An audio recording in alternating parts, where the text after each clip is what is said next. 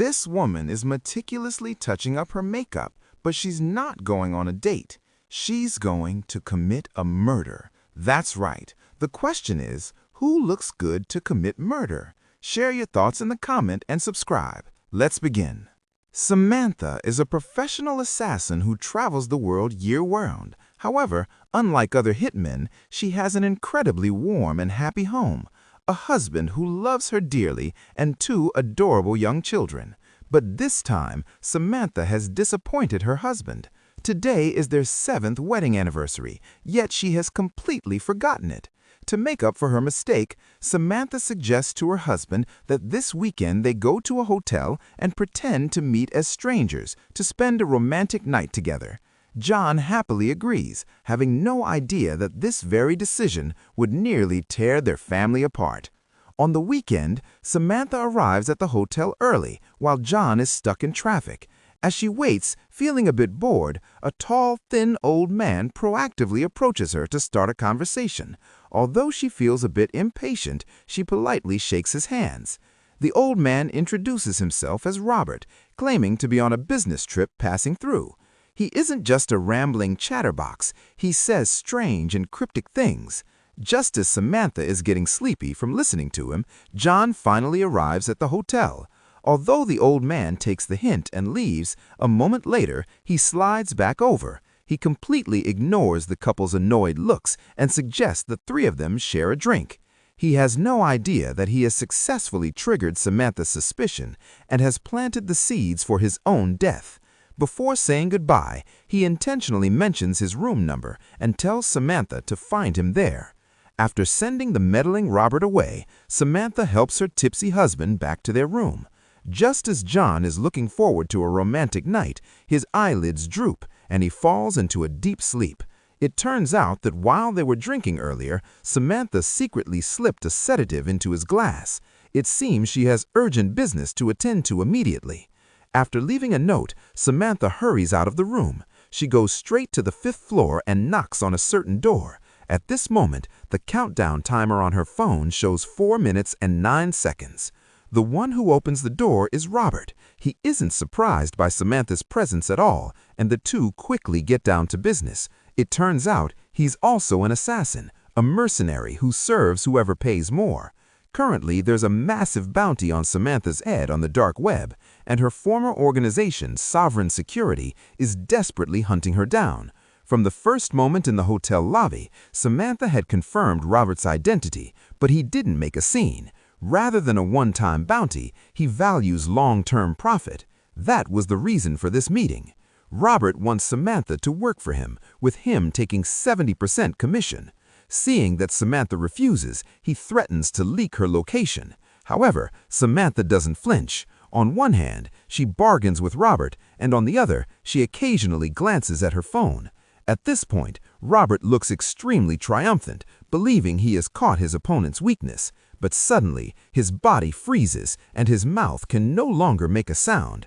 This is the moment Samantha was waiting for.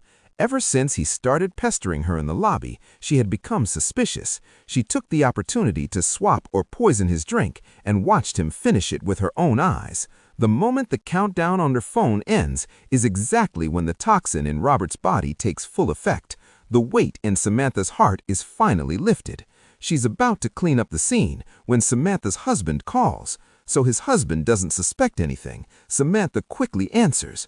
However, she never expected Robert to silently struggle back up and fire at her. But the old man's movements are very sluggish, and Samantha easily dodges everything. Immediately after, she lunges like an arrow, firmly grabs his arm, and finishes the old man right then and there. Samantha knows her whereabouts will surely be exposed, but she's been pushed into a corner and has to take it one step at a time. Returning to the room and seeing that her husband suspects nothing, Samantha feels momentarily at peace, but she never expected that the next morning the headline news would be the murder of Robert at the hotel. Even more shocking, both she and her husband are listed as the top suspects in the case. John feels utterly hopeless, while Samantha is also quite helpless. However, she absolutely will not allow anyone to destroy this hard-won happiness. Therefore, Early the next morning, she hurries out of the house, deciding to go to Germany to find her handler, to find a way through this crisis. Since his wife left, John has been in a daze. Even while working, he constantly checks for the latest news on the case. What makes him even more anxious is that he completely cannot contact his wife. According to their plan, today is the day Samantha is returning, so John goes to the airport very early. But he waits, and there is no sign of his wife. Worried, he specifically checks the flight manifest, but the answer he receives is that there is no passenger by that name. John still doesn't give up, but even after the last passenger of the final flight has left, he still hasn't found her. Helpless, he can only return home. But as soon as he steps outside, he is confronted by the police who have been lying in wait. John is taken to the police station, and what happens there almost completely shatters his reality. Point two officers tell him that his wife's real name is Catherine, a cold-blooded assassin who stole the identity of another person, someone who passed away years ago. Seeing John's skeptical face, an Interpol agent named Eleanor approaches. She presents Samantha's travel records from everywhere and asserts that wherever she goes, someone is murdered at that exact time. Although John doesn't fully believe it, the seeds of doubt have begun to sprout. After returning home, he decides to see if his wife left any clues.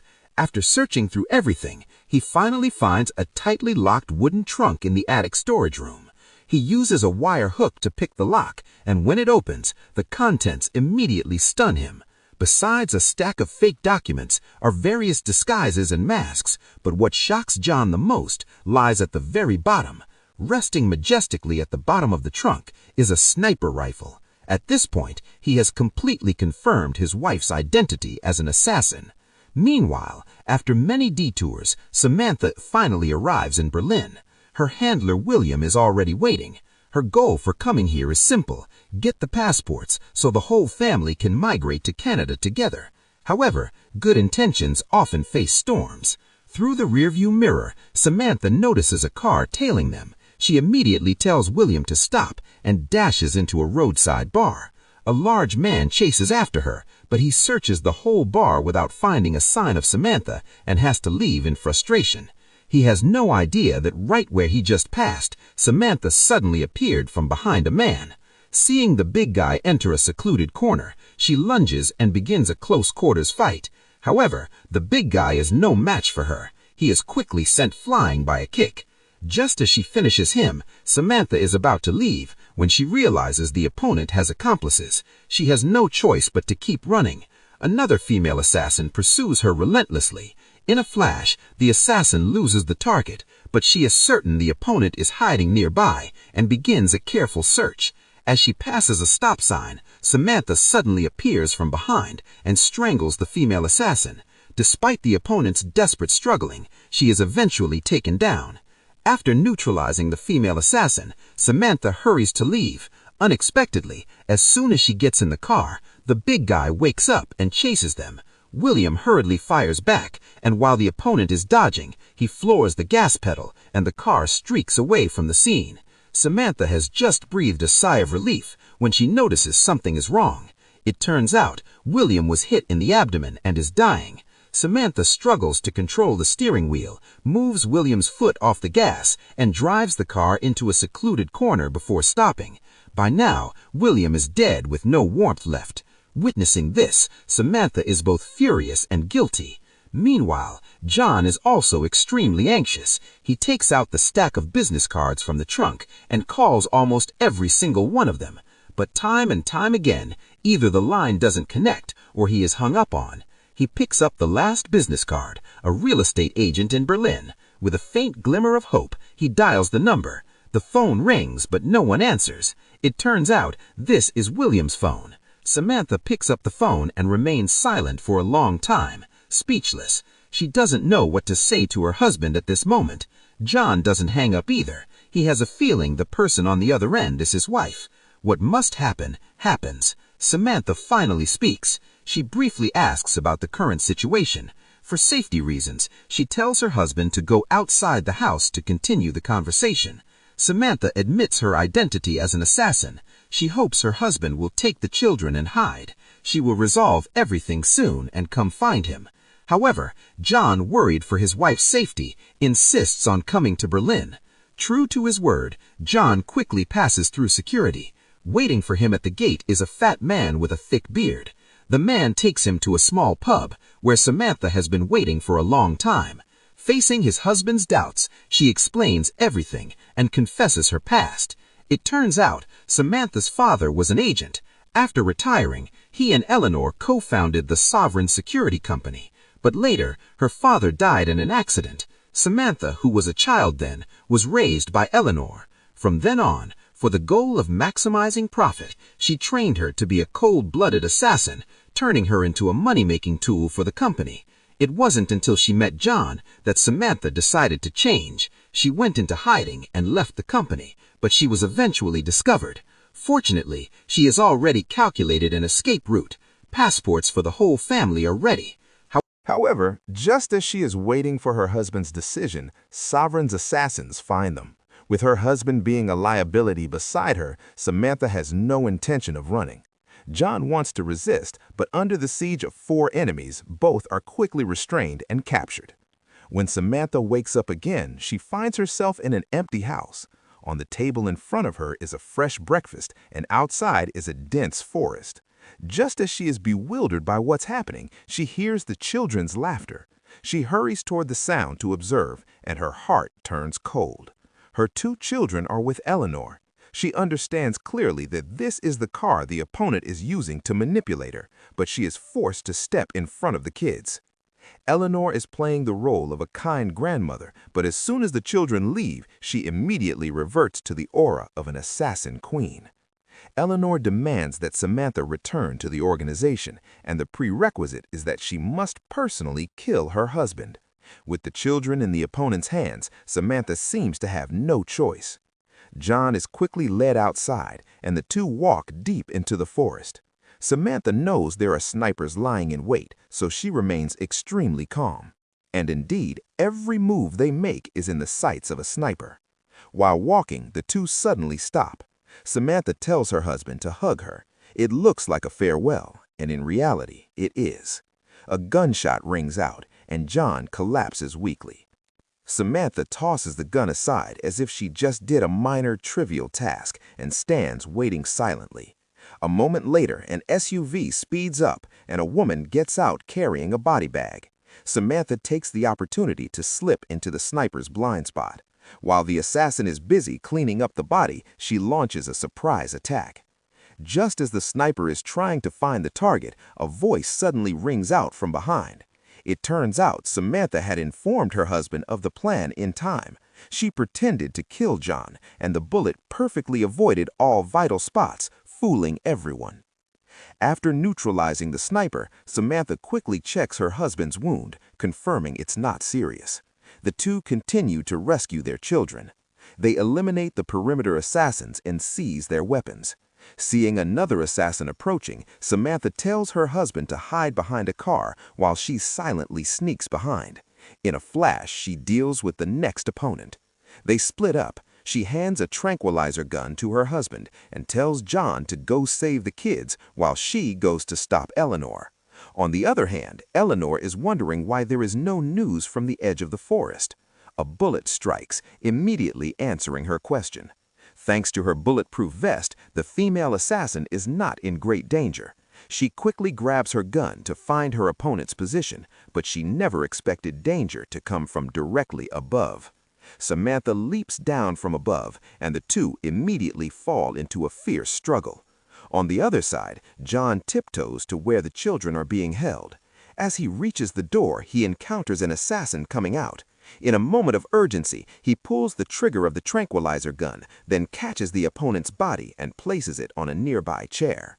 By now, the fight between Samantha and her opponent has reached a decisive stage. They strangle each other. During the struggle, Samantha pins the opponent down, but the female assassin takes the chance to tighten her grip on Samantha's neck. Samantha uses the momentum to press down, using a knife to finish the opponent. Afterwards, Samantha finds that Eleanor has vanished without a trace. Knowing she couldn't have gone far away, she hurries after her. Eleanor is trying to flee the forest when she hears Samantha's voice behind her. She alertly scans her surroundings, runs a few more steps, and indeed finds Samantha behind her, but due to the dense woods, after a brief clash, the opponent disappears. To lure Samantha out, Eleanor starts playing the emotional card, but the opponent doesn't fall for it and answers her immediately with a bullet. Terrified and furious, Eleanor sprays bullets randomly with her machine gun, but she soon realizes a serious problem. She's out of ammo. Eleanor is about to run when Samantha suddenly lunges. Her body crashes to the ground and she takes another bullet to the abdomen.